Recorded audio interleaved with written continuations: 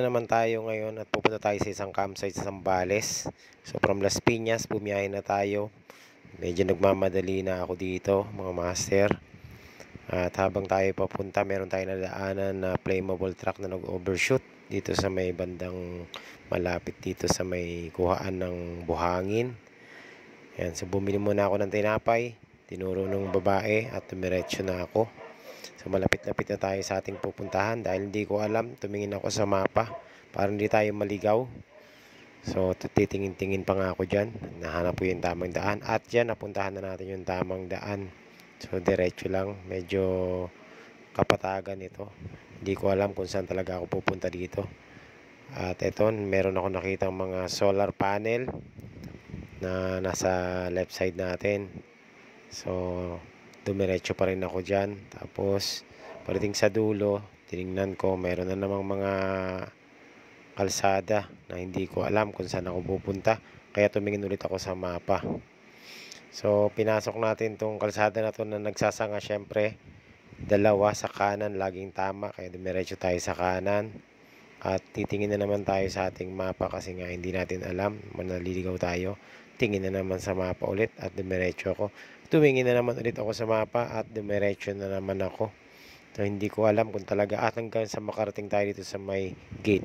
At ito na po ang Camp Sitio Tangal. Syempre ako'y nagmadali kasi ako'y pagod. Sinet up ko na yung ating tent na napakabilis i-set up. Tapos ako'y nagpahinga na. At syempre, inom ng tubig.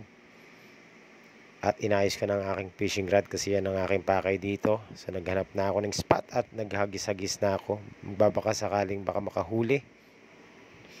Ayan na nga, nakailang hagis na rin ako hanggang sa sinuwerte tayo. Meron tayong nahuli. Napakalaking isda. Ayan, kita nyo naman yan. No?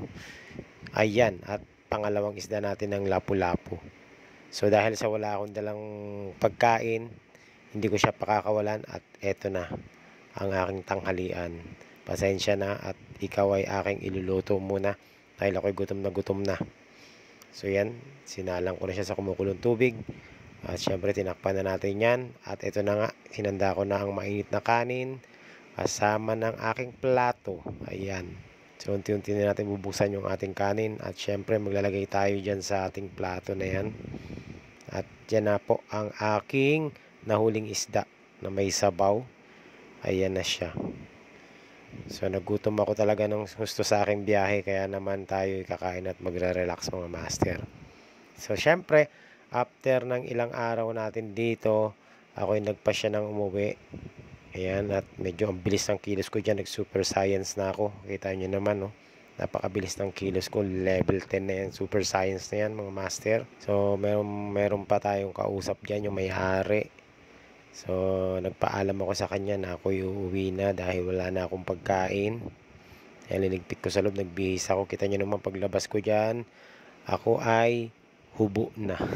Ayan, oh. Ang bilis ng kilos ko talaga. Nakita nyo naman mga master. So, dito po sa Camp Sitio Tangal, ang isa sa best experience ko sa pagka-camping dahil napaka mabait nung may-ari.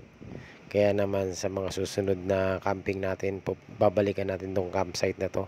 So, sa mga nagtatanong, dito lang po ito sa Zambales, sa Sitio ng Tangal. Kaya siya tinawag na Camp Sitio Tangal. Ayan, so 3 days po ako dito. Actually hindi kompletong 3 days, pero dahil kulang na tayo sa resources, ay kailangan nating bumalik na Maynila para tayo ay umuwi na.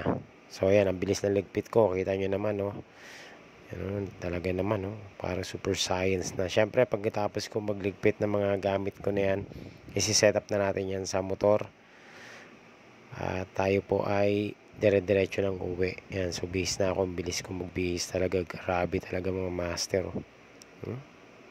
Kita nyo, galawang pang international yan. Ang bilis kong tiklopin yan. Ayan na po.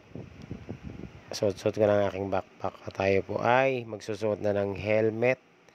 At tayo ay aalis na. Syempre, konting montage lang yan. Diretso na yan, pero lipad ko lang yung camera. Okay, so see you next time mga master.